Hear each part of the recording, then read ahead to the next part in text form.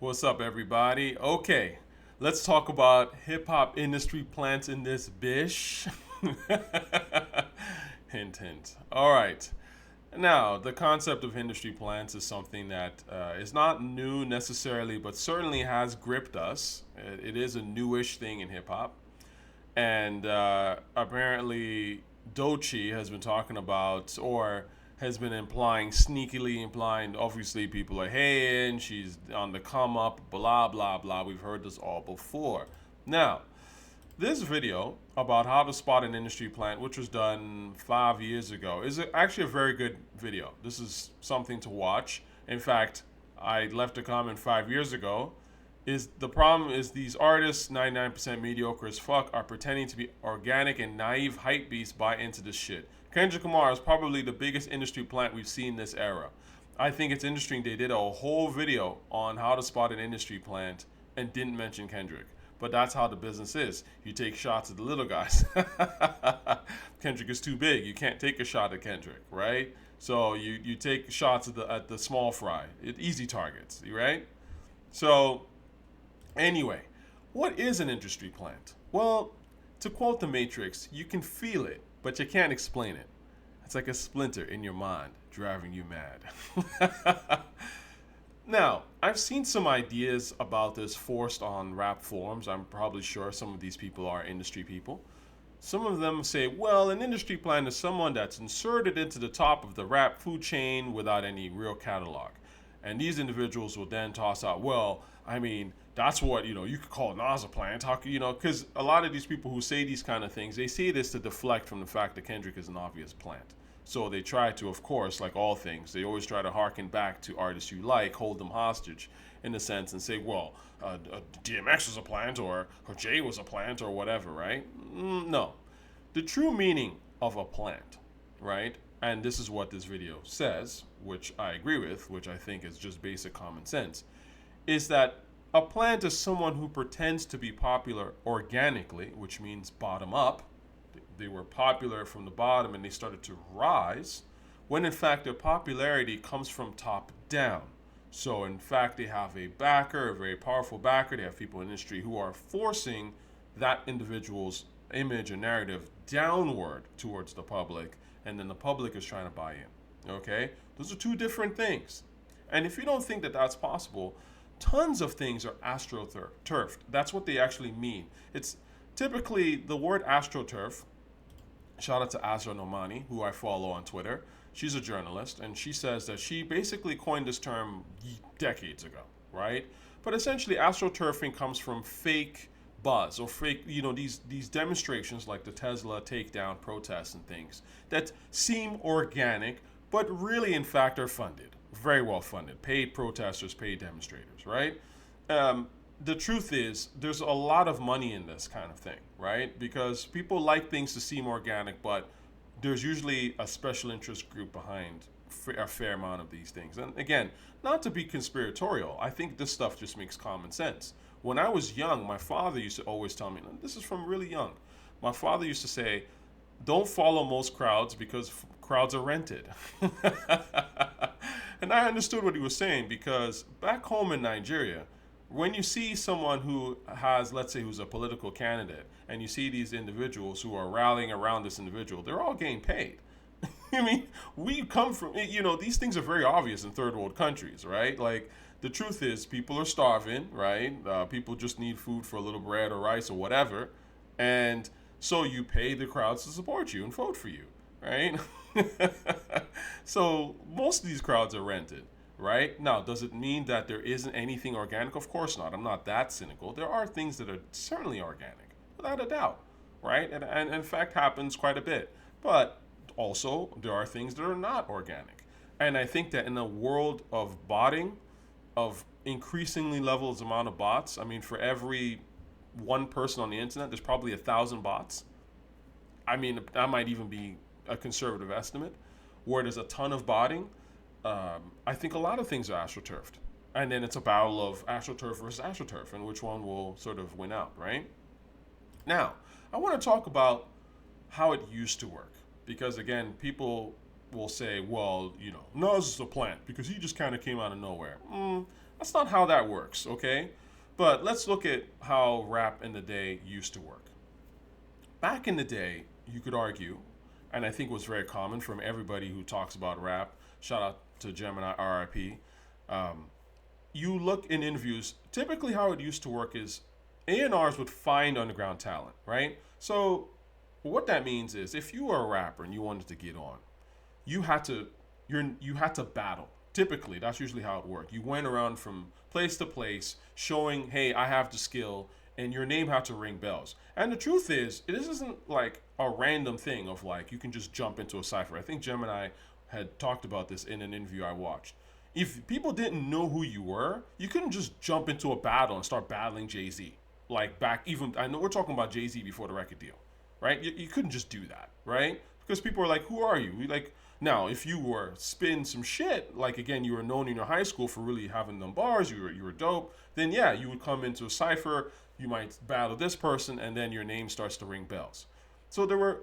My point is there were weeding processes for these kind of things, and the things that were occurring back then were a lot more organic because the scene was a lot smaller, right? An A&R would find underground talent either performing at shows or in the streets battling would hear.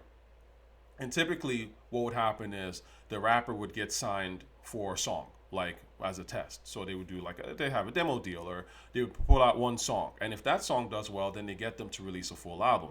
So, for example, Nas, I'm assuming Halftime was probably because it was on the Zebrahead soundtrack.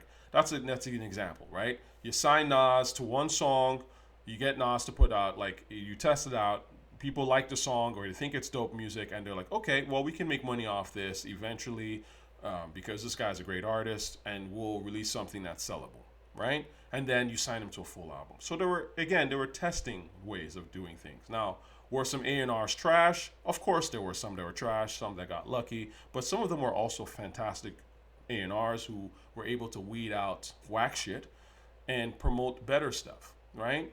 Now, the thing is, personally, when I was listening to rap back then, I didn't care who was organic or who was not. That was never really a conversation, even though the stuff back then was far more organic than it is now. Because ultimately, to me, rap or music is about finished product. It's about the quality. Like, I don't want to hear your demos. I want to hear your finished product. And I just assumed that the record labels knew best, right? Ultimately, they're the ones that find the talent. I'm not invested in that. Find the talent and put it in my face and let me decide if I like it or not, right? The finished product. That's what I want. So when I was listening to Rap Heavy in 97, when I started really listening to it, it never occurred to me whether this person so and so was, and Mace was like my favorite rapper back in 97. It never occurred to me like, oh, is this person really the genuine, like, the genuine rapper? And, is this narrative like, did he really come up from the bottom? Like, that shit was like, who cares? Like, it just wouldn't even occur to me. It was like, this is a dope artist. It was put out there. I like this music. Seems like a lot of us like this music. Okay, great. Right? So the truth is, a lot of this stuff about who's a plant and all that kind of stuff, it really didn't start to kick off. And again, it's not to say that there weren't people who were whack, there were whack people who got co-signed into rap. It happens. But again, it was less. That's just the point. There was more of a weeding process. Of course, there's always going to be some whack shit that sneaks through. And yes, back then it was a co-sign driven business because it was a small business. If you lived in New York City, where you could go to a party and like most of the rappers or producers would be in one room type of thing. So it was a lot smaller, but again, very few people wanted to really rap like that. And so if you were really passionate about it, that hip hop shit, you sought it out and you could find it, right? So I think the idea that, hip hop is cosign driven, I mean, yes and no, right? Yes, in the sense that people in all your favorite rappers back then, someone brought them in. But again, someone brought them in because they thought that their names ring, like amongst the people that like love hip hop, that people that know rap, that listen to them, they were like, yo, this person's name rings bells. This person is dope. They heard something that was really ill. And that's a completely different ball game. Okay? There was open mics, battles, weeding out things. Now, the internet comes along and changes everything. And I think we're still trying to really figure out the full extent of how internet changed culture, right? because it really is a seismic bomb. I mean, there's ideas about the internet, net neutrality, which I don't even really fully understand, that we're still debating. Like, who takes care of the flow of information? What's considered fair, fair information to be posted? All kinds of things, right? Like the internet was a game changer. I was around before the internet, and I'm around now, so I can see the huge difference in how people consume music, how they find about things. It really is like some next level shit, right? Now, when the internet comes about and it becomes clear that you can get on, and I would argue that Soldier Boy was probably like the first in a way. Like, I mean, Soldier Boy, people don't really give Soldier Boy, I don't want to say it's props. We don't care about Soldier Boy's music because we just looked at it as a kid that got lucky. All things considered, he wasn't really making anything worth hearing in the grand scheme of things. But Soldier Boy really is a blueprint for all these rappers when you think about it. Almost none of them are better than Soldier Boy, sadly. But the point is, rap is huge, right? It was becoming really huge, and everyone wants to be a star. Okay, it's not like people were like, oh, I actually have some really dope bars and I can really contribute. Back when I was listening to hip hop, the concept of me rapping, even though I was listening to rap before pretty much anybody around me, I lived in the Middle East. I performed Men in Black in my high school, right, for fun, right? And most people were looking at me like, what is this? So, although Will Smith was a big rapper at the time, so like certainly they may have heard the song. But my point is, I was listening to rap before a fair amount of people, and it never occurred to me to actually rap. Now, I didn't live in NYC or in LA, for example. I'm sure for those people, like my cousins who grew up in New York, I got cousins that grew up with Mos Def, right? Shout out to them. They know who I'm talking about. But yeah, like you're going to high school with these guys and they're getting record deals. It's different, sure. But for the average listener who is well outside of the tri-state area, right, and LA, which is why you started to see rappers, whether it be Corrupt or Exhibit or others who are coming from other places that are not LA or New York, they had to physically go to New York or LA just to be heard. It's a different ball game, right? And that's why they had to claim those places and all that stuff.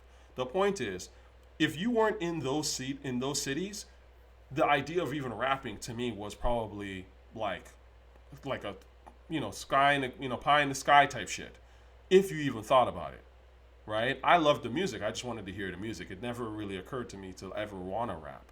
But I think that once you saw someone like Soldier Boy who really watered down the bar, of course you had Eminem and Kanye who were doing that well, very well in terms of watering down the bar. But suddenly, now the internet comes along, Soldier Boy goes viral, and you're like, oh shit, I can be a rap star, right? Everyone in the world now wants to rap. Well, most people, and it's easy. The bar is successfully lowered like crazy. I think it's interesting in hindsight because I remember how people would say, oh, with the internet now, the promise of quality filtering to the top. I mean, we all bought into this shit. Like, oh, the internet's a new era. The culture's going to be accelerated. And in certain places it was, in tiny pockets, I would say. But by and large, that's not what's happening. I mean, sure, some genuinely dope shit went viral, right? So Master Ace, I remember this song, Nostalgia, just to me, this went fairly viral, all things considered. At least in the hip hop community, I had never heard of Marco Polo. I remember when the song came out, 17 years ago, 10 million views for a guy no one knows, right? Now, Master Ace was definitely coming off a great album with A Long Hot Summer, but again, this is underground stuff, and this was old YouTube. You could do shit like this in old YouTube. You could put out stuff, and you remember, for those of us who were in that time period, stuff was genuinely going viral. A lot of it was weird and kind of silly. Well, though, it wasn't necessarily a great shit. Like Viper, I don't know if y'all remember Viper and that weirdo shit. The one that I always remember, it was mad hilarious to me, is this song, It's So... It's so cold in the D. Watch this shit. This shit was viral, okay? Like, I guarantee you T-Baby wasn't paying for YouTube ads. It just went viral because people were like, what the fuck is this? This is terrible, right? And a lot of terrible shit was going viral and some good shit too. But the point is that YouTube was a free-for-all. And once YouTube started to become more popular, and people started to upload more and more and more content, you started to have things go randomly viral, right? But then legacy media steps in because now this is a platform that people are loving and people are finding interesting things in. So they start buying and investing in these new platforms and these YouTube ads, and they can spend much more on a YouTube ad and catering the algorithm to them. Best believe, legacy media has done this. They know Google. They know the programmers. You think you don't? You anyway. Again, I don't think it's conspiratorial to say that, right? So they're able to carve out their own space where now legacy media has a huge stake in these platforms, and they may not necessarily run it directly, but they have such a big stake that their stuff will rise to the top versus your stuff, right? Now, what starts to happen is because there's no real weeding out process anymore, and the companies have decided to get lazy and let the audience do the work. Because think about it, they're like, we as a record industry, we spend all this money on development. Tons of these artists don't come out. Some of them are trash. They don't do anything. Why don't we just let the audience do the work? Because ultimately, if they're gonna decide what's gonna get be hit or be viral, let's leave it up to them. So we'll swoop in and pick up the finished package. And I think that that's what was starting to happen in the aughts, in the sort of late 2000s, sort of, right? Where you would have artists, they would maybe actually, let's say, maybe not even Astroturf. They may genuinely have a real buzz. Maybe. I mean, Wiz Khalifa, to me, it's interesting because I'm on the fence with Wiz. I think Wiz, to a certain extent, did actually have an organic buzz. I'm not a Wiz Khalifa fan. I didn't like Wiz Khalifa. But I think there are artists that had a genuine buzz. And they probably swooped in, and then they had a relationship with the record labels. Now, what I think started to happen was, I think some of these individuals who did have an organic buzz and were not very good, got paid. They got a lot of money, didn't release shit on them when they did become, in fact, major, and the record labels lost money on them. So it was like, oh, we invested this person who was organic, and their stuff is trash or doesn't hit, and we've just lost money. Trinidad James, I think you guys remember these things, right? And then they're like, okay, we can't be spending money on people who already come to us. Because I mean, if you think about it, if you're a smart business rapper, as most of these guys like to pretend, if you are making a buzz on your own and you're already making money off rap independently, and what can a record label really offer you? Like, if they give you a whack contract, you're gonna be like, I'm already making money, right? Or maybe you're not. Who knows? The point is, I think things started to switch a bit. So people realized and said, okay, what we're going to do now is, we know that everyone wants to be a star. We know that people have this idea of following a star's rise or journey, right? People want to live vicariously through rap. And that's the truth. Most people do. Well, they know what this young generation wants. So I think the conversation followed from, let's find a genuine star to, let's find a star for right now, a disposable hero, a community grocery store rapper type shit. And what we'll do is that we'll find that individual really early, or we'll create that individual really early, whatever, based on whatever the zeitgeist is right now. Sign them to like a rinky-dink contract, like really, really cheap. And, if their look, changes and it somehow catches on by some like little bit of virality or something like that, then we Astroturf the shit out of them. We spend money, and if that look catches on, then we continue. I think that's how a lot of the stuff is going on now. And that's why you're seeing a lot more of these plants. Now, I remember when A$AP Rocky came out, and people said, well, A$AP Rocky's a plant because he never really had none, and he just came out of nowhere. And I was like, well, that's not really a plant. A$AP Rocky never pretended to be independent. I was around at that time. A$AP Rocky wasn't running around being like, I'm so independent, listen to me because I'm organic. And it was just like, the shit was hot. Okay, Purple Swag came out. It was weird. It went viral, and then we were like, oh, okay, this is different. And then Peso came out, then Bass, and around that time, I think he signed. Did he sign before that? Who knows? Who cares? It's very possible. But again, the appeal of ASAP was never, yo, this person's really on the come up, so I'm gonna. That was never the appeal. The appeal was this guy's doing some different shit. Who is this, right? And we fuck with it. And truth be told, those songs that ASAP released prior to Purple Swag that maybe didn't really have a buzz or didn't go anywhere, they were whack. That's why they didn't go nowhere, and they shouldn't have gone anywhere. Now, I compare this to someone like a Kendrick Lamar, who to me had no buzz really. That to me is the OG Astroturf rapper of this generation. And I've said this multiple times, and I'm beating a dead horse by saying this, but to me it's so obvious. Okay?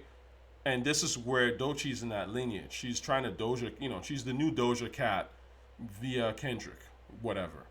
And the thing is, when I first heard Kendrick, I heard Kendrick when High Power came out, Section 80, right? And I was like, okay, this isn't bad. It's not great, but it's okay, I guess. But it's not, like, considering what was out, it was a little bit better than what was out, because most stuff at that time was complete trash, and High Power was it wasn't great, but it was not terrible. And so when people were starting to say, oh yeah, he's like this underground buzz, and there was this build up for Good Kid, Mad City, he was going to drop an instant classic, and I was sitting there going like, what the fuck is going on? Like, I couldn't understand it for the life of me, because none of it seemed real to me. At the time when Section 80 was out, the people I remember people talking about Ab-Soul. Ab-Soul was the guy that people were talking about. Yo, and even then, I wasn't like Ab-Soul was the biggest rapper either, because you had Pac Div and you had other rappers that were out that the new generation was kind of, I would say, more focused on, if that makes sense. And here's how I know this, and here I'll show you something. So I did a Google search about Overly Dedicated, because people will pretend that Overly Dedicated was this seismic bomb in the underground rap community and people were fucking with it. No. Okay, so do a search between, you can pick any date. But the point is, I decided to do a search between July 2010, because Overly Dedicated dropped September 14, 2010. Okay, so I wanted to see, okay, between July 2010 and July 2011, which is a little bit after High Power came out. When did Section 80 drop? Section 80 dropped July 2. Okay, so I put July 1. But the point is, I wanted to see, in this time period online, because this is the blog era, okay, and this is where, again, I was around for the blog era.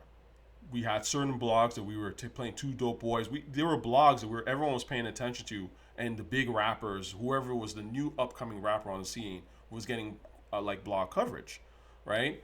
And so I started saying, okay, well, maybe I missed out somehow. I must have not been paying attention. Maybe Kendrick was running these blogs and people were really feeling his shit like that. But when I put the dates in, I tried to search for Overly Dedicated, not much came up. But I will tell you what did come up that is actually really surprising to me. So the first one, which, again, I remember, is this is 2010, December 31st, right? This list this is from Vibe, and they present the top 30 mixtapes. Now, what I think is interesting is on this particular list, you will not see, like, you will see Kendrick. Actually, Kendrick is number Diggy. People remember Diggy Simmons. Diggy Simmons had a little thing. LEP, Bogus Boys, I remember them. So Freddie Gibbs was kind of. So this is actually where Kendrick Lamar is, number 26 on this list of best mixtapes for 2010. So that's not exactly the new Nas. Let's be honest. That's not a endorsement of like, yo, this dude is the new Nas. This is the craziest shit I've ever heard. He's there. He probably already had backing at this time, but they probably weren't super sure, right? But you're listed at 26, okay, in the Freddie Gibbs era. How you know? Because these lists are all about popularity, truth be told. How you know that Kendrick wasn't really that popular was if you start to go down the list. Because that's how these things are organized. They're always organized by who's the most popular, right? So, in number 8, Mac Miller. Mac Miller was a bigger rapper in 2010 than Kendrick. Now, Mac Miller was also buying bots, probably, but that's a whole nother conversation. The point is, you had J. Cole.